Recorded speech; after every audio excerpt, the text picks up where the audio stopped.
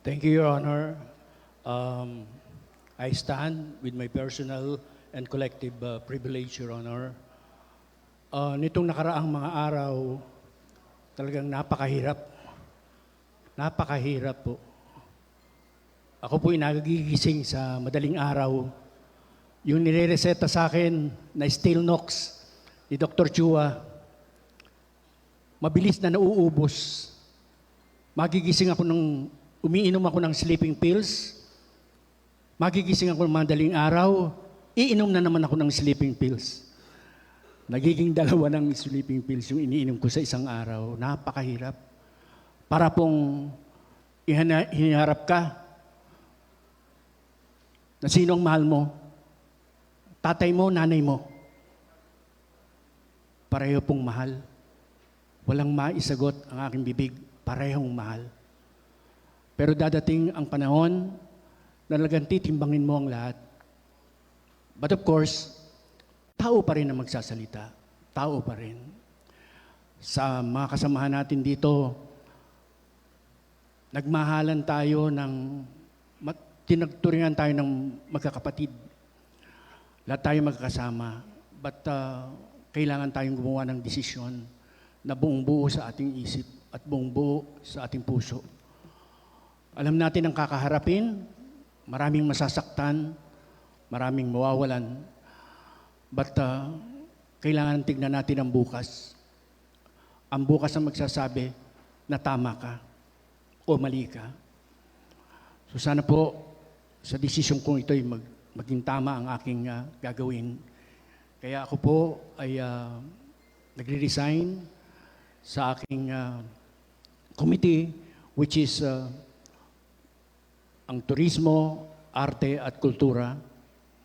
At ako'y sumasama sa minority group kung ako'y papayagan. So sana po ay manatili ang pagmamahalan nating mga magkakasama, manatili ang tiwala sa ating ng bayan at panatilihin natin ang kaisipan na wala ang iba kundi ang pagmamahal sa ating lungsod na Maynila. Marami pong salamat. Collective and privilege speech lang po, Your Honor. Nalulungkot lang ako, nung nakaraan kasi po, nagkaroon ng sesyon nang hindi po kami na-inform na kami po pala ay wala ng committee. Kaya po, ang dahilan kung ba't di kami nagpunta kahapon, sapagkat hindi naman din kami inimbita noong nakaraan. Ano naman ang aasahan ng iba para pumunta pa kami kahapon. Doon pa lamang po, kami po inabastos na. Sa bagay, okay lang naman po yun. Nangyari na po yan. Gusto ko lang di malaman ng iba, kung bakit kami hindi dumalo na kahapon. Sapagkat noong nakaraang sesyon, karapatan naming malaman, ngunit hindi kami inaibisuhan. Yun po yung Your Honor. No, konting istorya lang po, Your Honor. Ako po yung laki sa hirap. No? Bilang laki sa hirap po, survival po kami ron. Para makakain. Ibigin survival, 10 taon pa lang ko kasi ako, kanya-kanya na kaming diskarte, paano mabubuhay ang pamilya namin, mabubuhay kami. Hanggang nagbibinita po ako, nakihado na tayo sa mga batang hudlom. Hindi ko naman okay nahihiya yung pinagdaanan ko. Yung mga batang hudlom po doon, yun po, ay nanlalamang para lang makasurvive. Kailangan mong lamangan yung kapwa mo, kailangan mong gulangan yung kapwa mo para lang makasurvive ka. At makita mo mayroon pang kinabukasan. Yun po yung ugali namin sa kalye. Kaya ako po hindi ko naman kinakaya. Dati po tayong hudlom na binigyan po ng pagkakataon ng Diyos at ng tao sa amin, sa Distrito 2, na pinagkatiwalaan ako maging konsihal. At tinupad ko naman po ang pagiging konsihal ko. Tinanggal ko po yung ugaling hudlom. Kaya po, Your Honor, ako po ay nag-resign sa aking committee ng Police, Fire, Peace and Order. at ako'y sumasama sa minority.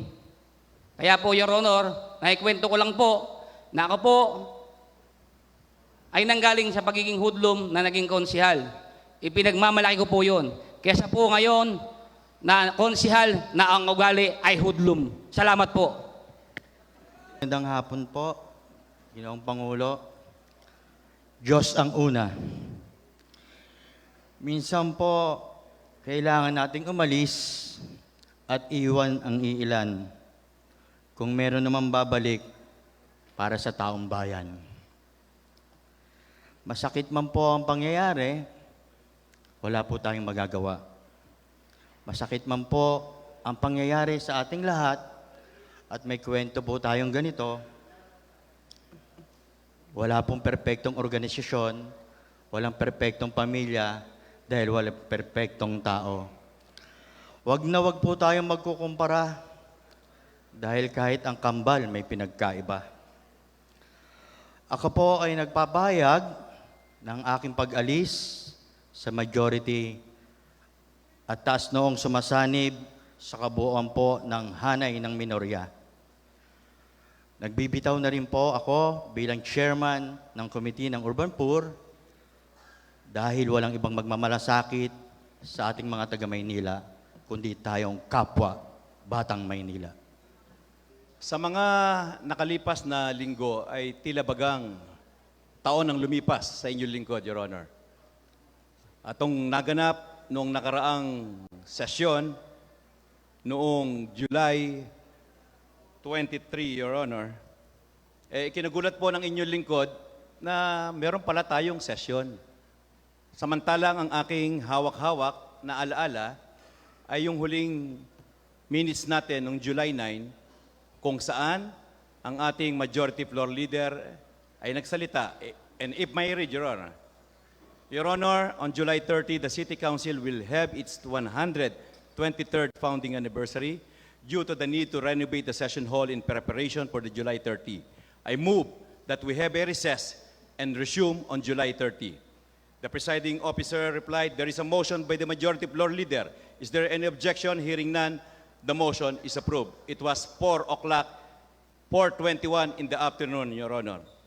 Sa aking alaala, kapag tayo may pinag-usapan dito, ating pinagtibay na ang susunod na sesyon ay magaganap sa July 30, that's plain and simple. That's very elementary to all of us. Tama ho yun.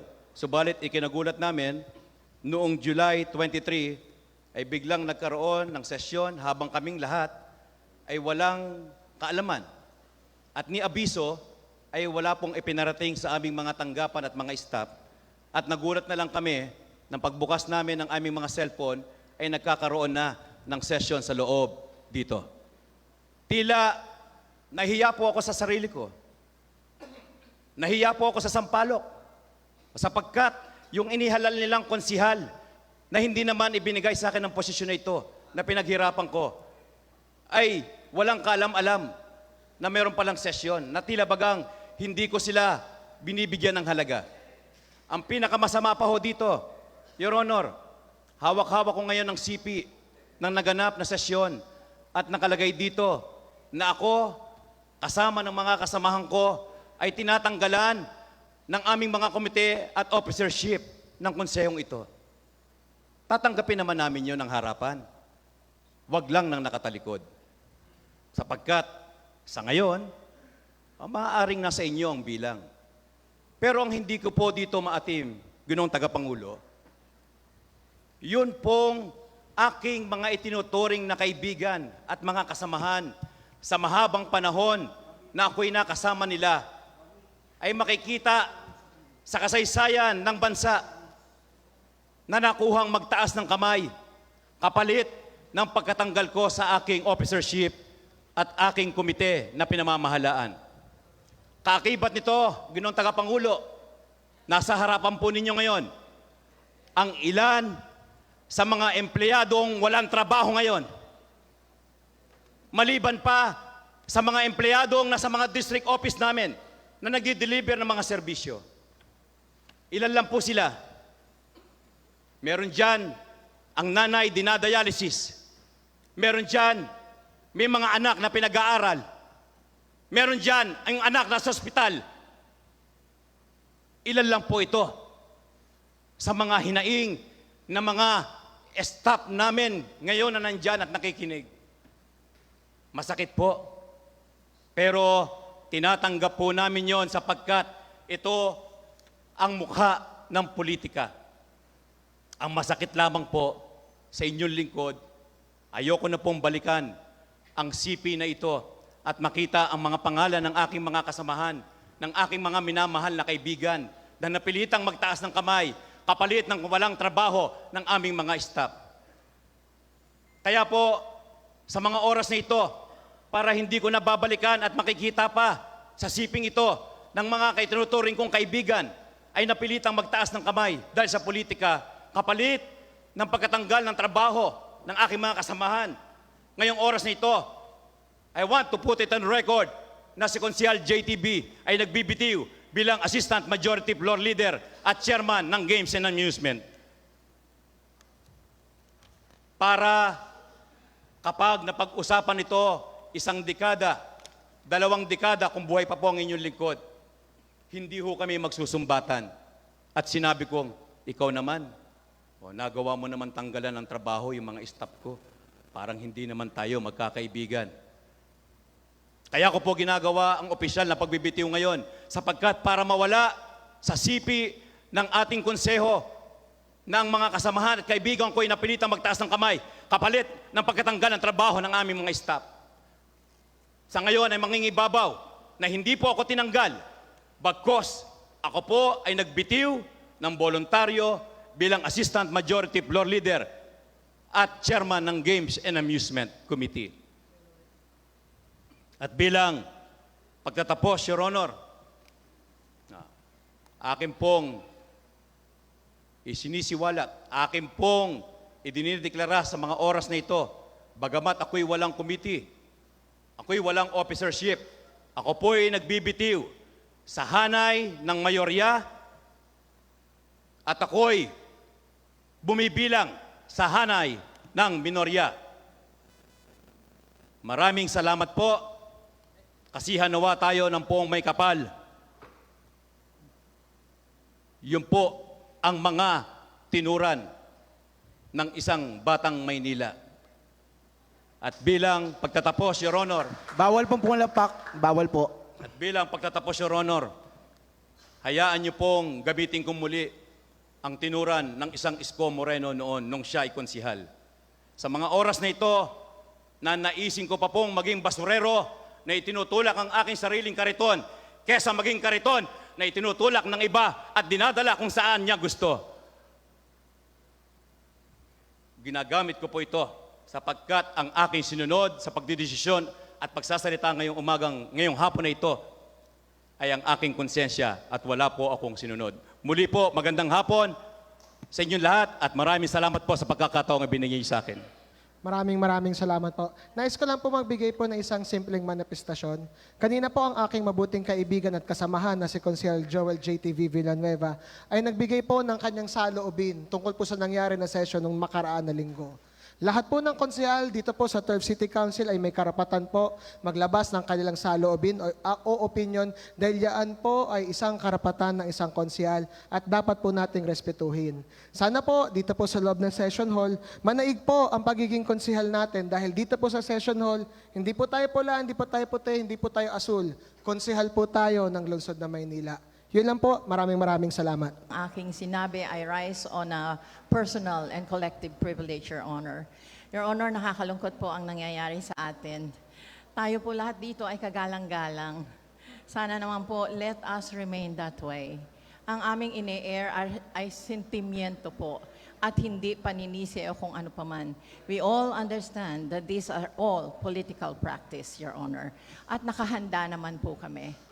Ang sa amin lang po, sentimiento na hindi kami na-inform nung kami, when I was stripped of my chairmanship as a chairperson of the Committee on Livelihood, Your Honor.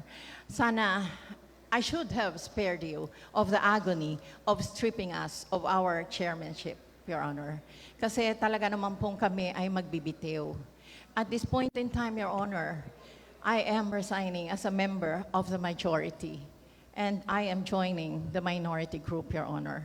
And to put it on record, I am also resigning as a chairperson of the Committee on Livelihood, although you've long been done that, Your Honor. But I just want to put it on record, Your Honor. Hindi na po ako ang chairman ng Committee on Livelihood, and as well as my vice chairmanship of the Committee on Health and my membership on all the other committees, Your Honor. Ang pakiusap ko lang po sana, bilang mga kagalang-galang na konsehal ng Maynila, let us not put this city council in jeopardy, Your Honor. Bigyan niyo po kami ng kagalang-galang na mga desisyon. We, all of us, are still part of the 12th City Council, Your Honor. We have the right to be informed. We have the right to be notified. And we have the right to participate in every session that we have, Your Honor. Yun lamang po ang pakiusap ko.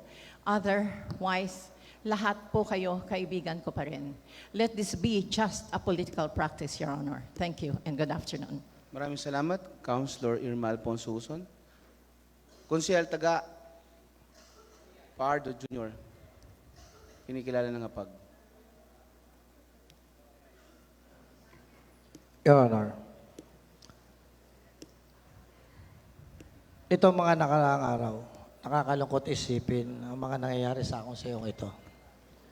Hindi naging madali ang desisyon, mainit lagi ang tensyon, at iba-iba ang reaksyon.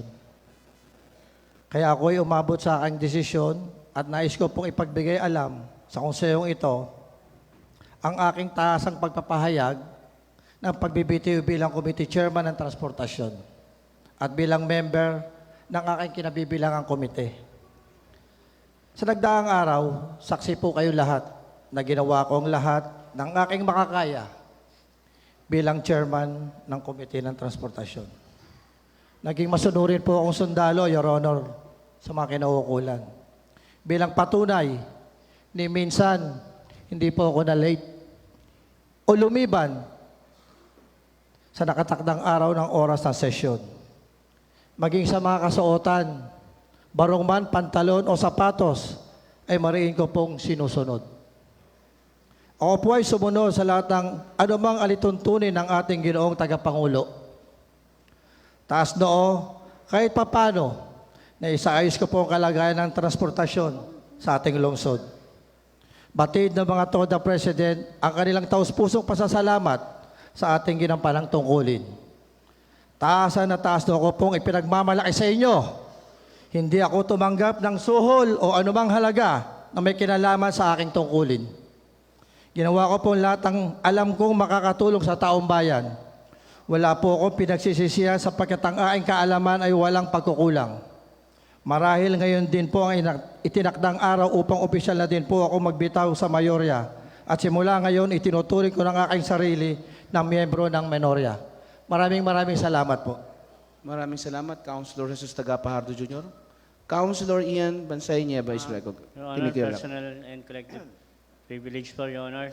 Inais ko rin po sana magbitaw bilang chairman po ng Committee on Labor and Employment. At ganoon din po, ako'y maalista rin po sa bilang miyembro po ng Mayorya. Salamat po. Maraming salamat po, Honorable Presiding Officer. Very timely po, Your Honor, at nung ako po ay tumitingin din po sa aking mga memories sa Facebook, nakita ko po na sa buwan po ng Agosto 2020, ako po ay unang-unang tumayo din po dito sa prestigious na session hall po na ito na aking pong nai-approve ang aking pagkaka-appointe sa pagiging konsehal po na 3 distrito ng Maynila. Napaka-privileged ko po noon. Napakaswerte ko pong bata po noon. Sa edad po ng 24 lang po ay nabigyan po ako ng pagkakataon na maging isang konsehal po ng lungsod ng Maynila. Bagamat ako po ay appointed lang po nung panahon po na yun, I took a step back din naman po at nag-o-observe lang din naman po ako sa konseho nung panahon na yun. Bilang bunso ng 3 distrito po ng Maynila, pinakinggan ko naman din po lahat ng aking sasabihin po ng aking mga contemporaries. Ako po ay umupo po at nakikinig po at natututo sa lahat po ng mga pangyayari at mga gawain po sa loob po ng konseho dahil yun naman po ay ang aking role po muna, matuto po at mahasa po sa mga gawain po ng isang konsehal.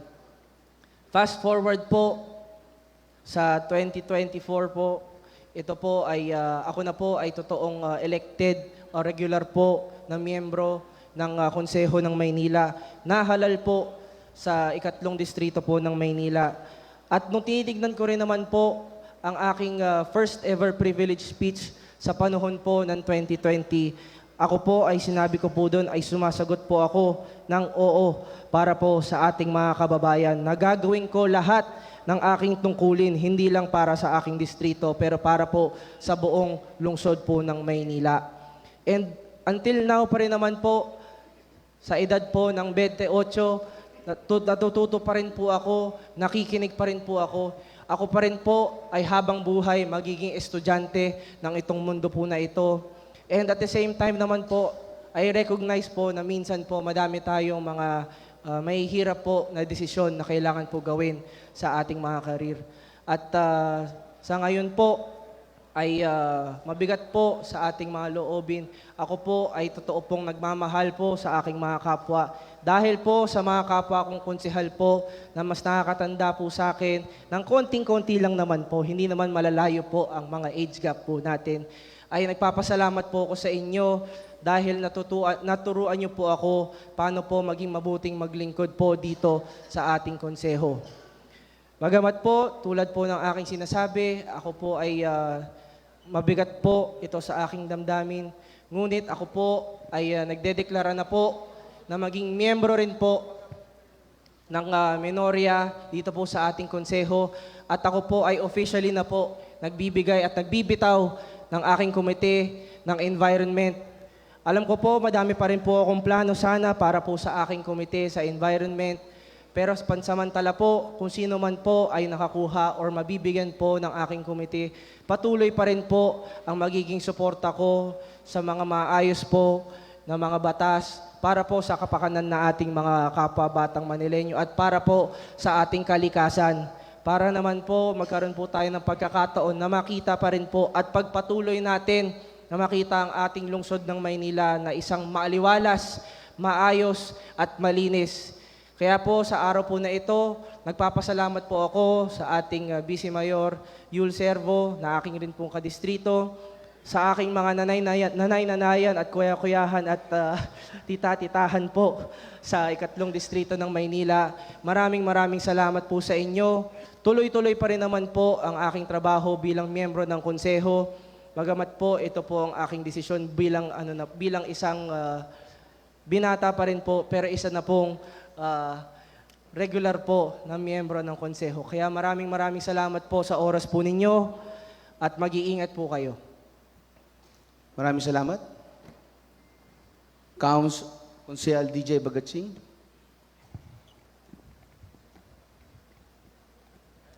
Salamat po, Your Honor. Over the past week po, or the past days, talagang nakakalungkot po dahil sa mga pangyayari dito sa ating minamahal na lungsod at dito sa minamahal natin na Konseho ng Maynila. At sayang nga po dahil usually kapag end of July po, dito sa council, nagpapakain tayo dito dahil birthday natin. Itong last week hindi po nangyari, kaya nalulungkot din ako. Pero these are the things, the little things that are close to our hearts. Pero we have to move on and we have to make decisions. Ito pong nangyari itong na past days, talagang napakahirap dahil this is when politika gets in the way of public service, Your Honor. I don't know about the others, pero tayo po, we are here as public servants, not politicians. Dahil political, laro yan or game yan di ba? Lamangan or something like that. Di tayo, sa ating public service. And sana matigil na yung mga politika dahil lahat man tayo dito ay magkakaibigan. And, pero since adult tayo, matanda na tayo, kailangan magdesisyon din tayo. At itong isa sa pinakamahirap na desisyon sa buhay natin. Dahil parang ano yan, parang mga anak na naghiwalay ang magulang. Parang divorce. Mahirap. Mahirap talaga. Pero we have to live by the consequences of our decisions. We have to live by the ramifications of what we decide. And along with my other colleagues, I will be resigning as the chairman of my committee on patrimonial properties, and I will be resigning as a member of the majority and putting myself in the group of the minority. But the bottom line naman po, Your Honor, is we're all here to serve the people of Manila. We're here to serve, I can speak for myself, to serve the District of Sampaloc, District 4. And we will do that with all of our means and all of our intentions and all of our heart, with or without any benefits or any, committees. But our work in the council will continue. And hopefully, we can all go back to the time that we were all working together for the betterment of our city. And with that, Your Honor, I yield back, and I just say that Manila God first. Thank you, Your Honor. Salamat. Kinikilala ng APAG ang kagalang-galang Attorney Lady Quintos mula sa ikapat na distrito ng Maynila. Maraming salamat po, Mr. Presiding Officer. I'd like to exercise po my right of personal and collective privilege. Magandang hapon po sa inyong lahat. The past few weeks po has been very hard on the part of this representation, both personally po, and I'd like to say my career po as a halal ng bayan or public official po. Medyo, I can feel po, everyone is in quandary on how to go about these political differences po na nangyayari sa atin, sa lahat sa atin po. Although it's tough, dahil po bago lang po ako nakasamahan ninyo dito sa 12 City Council, I've made my clear and strong decision na gaya po ng tatay ko ay naninindigan po siya at maninindigan po ako. Like what they say po, like father, like daughter. Bahala na po yung mga kasamahan ko dito sa 12 City Council kung saan po nila ako makita ilagay as where they deem me fit, being a public official and a lawyer po at miyembro nitong 12 City Council. It is for this reason po, I am tendering my resignation as chairman on the Committee of Ways and Means and as vice chairman on the Committee on Laws and as member of all the other outstanding committees since I now belong to the minority group. Ang pangako ko po sa Sampaloc, sa distrito po namin, mahal ko pong Distrito 4, gagampanan po ng inyong lingkod ang responsibilidad na itatas niyo po sa akin sa abot ng aking makakaya bilang konsihal at membro nitong 12 City Council. Yun lamang po at maraming salamat po. Maraming salamat. Kinikilala ng APAG ang kagalang-galang kung Konsehal Yanyan Ibay. Thank you, Your Honor. I just like to exercise my right, but to a personal and collective privilege. So, being the newest member here in the 12th City Council, I am so grateful because you all have welcomed me here and answered all my questions and queries. So, at the end of the day, all respect will be given to you guys. But this decision has been made after careful consideration and reflection on my principles and the direction that I believe is best for me and the community that I do serve as of the moment. So, at the end of the day, I am committed to continuing to serve the interest of my constituents with integrity and dedication, despite this change in party affiliation. So, with that being said, I'd like to manifest that I am resigning from the majority and would like to be part of the minority. I also would like to raise a parliamentary inquiry into the operations and current status of my committee following the recent significant changes within the council, including resignations from the majority party. So, as of the moment, I am the chairperson for Youth youth welfare and sports development. And I just like to ask the presiding officer if this will be stripped away from me or will I still be the chairperson of the said committee po? Session resume. Councilor Yanyan, hanggang nadyan po yung committee na yan, sa inyo pa rin po yan. Okay po. Your Honor, I'd also like to manifest, as said here kasi in Republic Act 11768, Section 22, the SK Federation President shall be the chairperson of the Committee on Youth and Sports Development in the said Sanggunian and the regular member of the committees on Education, Environment, Employment and Livelihood, Health and Anti-Drug Abuse, and Gender and Development. So with that being said, I'd like to manifest po na there be a reorganization po in the said members of the committees I have mentioned previously po. Thank you so much. Your Honor, I rise for my personal collective privilege. Go ahead. Maraming salamat po, Ginoong Tagapangulo. Nung nakaraang 2 session po, nakakalungkot po, ilan po sa ating mga miyembro, kasama na po ako, hindi po na-inform na magkakaroon po tayo ng special session. Sana po, sa kaguluhang ito, pairalin pa rin po natin ang respeto sa bawat isa na miyembro ng konsehong ito. Itong mga nakaraang araw, lahat po tayo rito humarap sa isang mabigat na desisyon. Ang aking desisyon po ay hindi para sa ikabubuti ko, ngunit para sa ikabubuti ng aking mga kadistrito. At sa tingin ko po, higit na kararaming Manilenyo. Ako po ay hinalal ng aking mga kadistrito para maging konsihal, para maging boses ng aking distrito. Ngayon po, ako po ay nagbibitiw bilang chairman ng Committee on Consumer Affairs at sa iba pa pong committee na ako ay miyembro. Nagbibitiw rin po ako ngayon sa hanay ng mayorya at ako po ay sumasapi sa hanay ng minorya.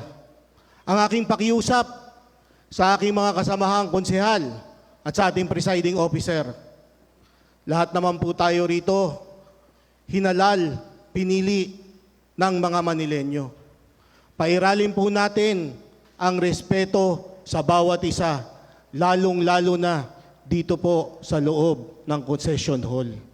Para po sa ikabubuti ng mga Manilenyo. Maraming salamat po. Magandang hapon po sa inyong lahat.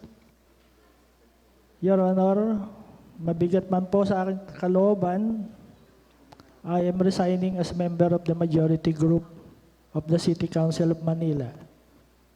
As such, I wish to be a part of the minority.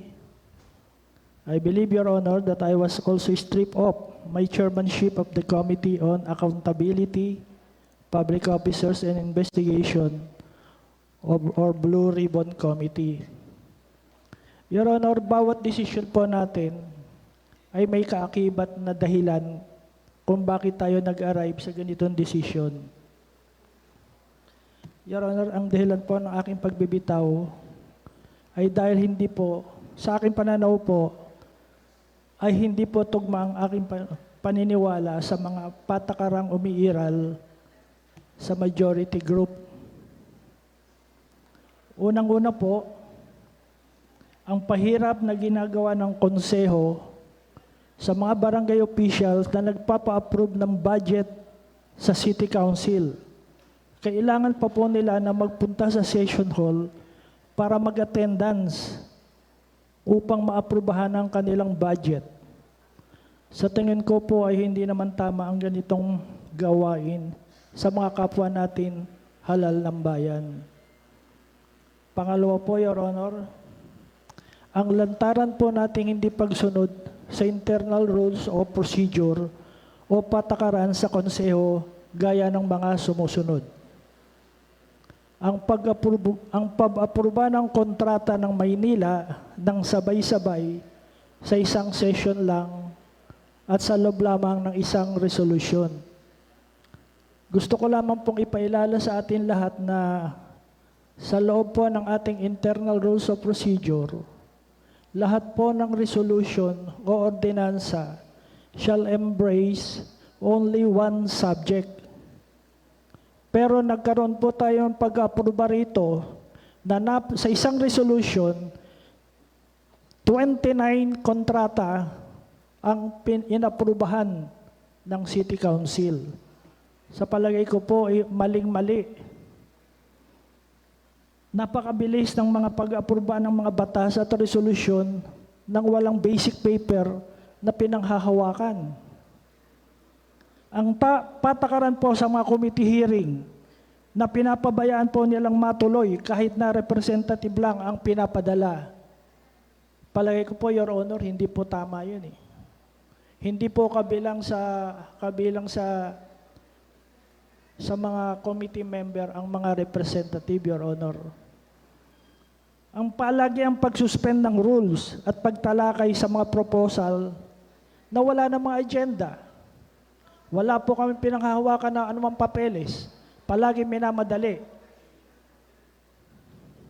Hindi po makatarungan ang pagpigil sa mga privilege speech na nais kong ihain dahil baka daw hindi magustuhan ng administrasyon. Tulad po ng kontrata ng Lionel, ang resolution po sa special use permit, ang mga baradong drainage system ng City Hall at marami pang iba. Kailangan pa bang ipagpaalam anumang privilege speech sa bawat isa na namamahala sa atin, Your Honor? Meron po tayong hiwalay na patakaran. Hiwalay po ang judiciary, hiwalay ang legislative, at hiwalay po ang opisina ng ating mayora. Yun po ang aking mga dahilan, Your Honor, kung bakit po ako'y nagbitiw sa miyembro po sa grupo ng mayorya. At ako po ay sumasapi sa grupo ng minorya. Maraming salamat po, Your Honor. I would like to formally inform the City Council that I'm stepping down as a chairman on Committee on Civil Service and Appointment and Reorganization, and as a member of the majority.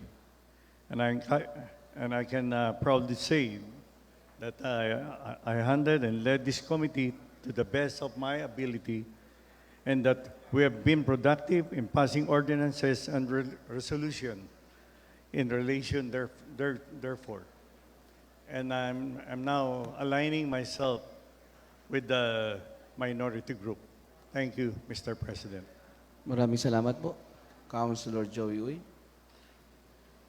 Councilor Attorney J.B. Hison. Maraming salamat po, Mr. Presiding Officer. I would just also like to exercise my personal and collective privilege, Your Honor, to reiterate my resignation last week as chairman of the Committee on Oversight and as a member of the majority. At nais ko lang po sana ibilin po na ang committee po na yan ay minahal ko at ginampanan ko po ang aking dating papel bilang chairman ng Committee on Oversight ng maayos at matapat, at under po my term, nakapag-produce po tayo ng mga IRR na pinapakinabangan na po ng mga batang Maynila ngayon. Ang hiling ko na lang po sana, kung sino man po ang magmamana ng Committee on Oversight, ay sana mahalin po ito katulad ng pagmamahal ko sa committee na ito. Dahil ang Committee on Oversight po ay isa sa mga pinaka-importanting komite sa City Council na nag-check po sa pagpapatakbo ng lungsod ng Maynila. Maraming salamat po. Maraming salamat. Councilor Monyo Pangco is recognized. Yes, Your Honor. Unahin ko na po. Nagre-resign din po ako sa aking committee chairmanship ng Trade and Industry. At nagre-resign din po ako sa majority group at sumasali po ako ngayon sa bagong minority group. At malungkot po ang mga nangyayari. Narinig ko lahat ang mga nagsalita. At siguro sa isang banda, maganda na rin to. Let us be the fiscalizer, no? Itong administrasyon na to. No, siguro kami na lang talaga magbabantay ng lahat. At least hindi tayo magkakampi lahat na approve lang tayo ng approve. Siguro ngayon mas maganda ang ating mga talakayan dito at mga mapapag-usapan sa konseho. At yun lang ang request ko. Na sana maimbita naman kami. Kasi okay lang naman sa amin kahit tanggalan kami ng committee. Ang importante lang yung respeto, no, na bilang konsihal, ay ma-inform lang kami na may session tayo, may special session tayo. Malaking bagay din dahil halal din po kami, no, ng taong bayan. So, yun lang po. At nakakalungkot ang nangyari, pero sa isang banda, okay na rin to. Will be the fiscalizer of this administration.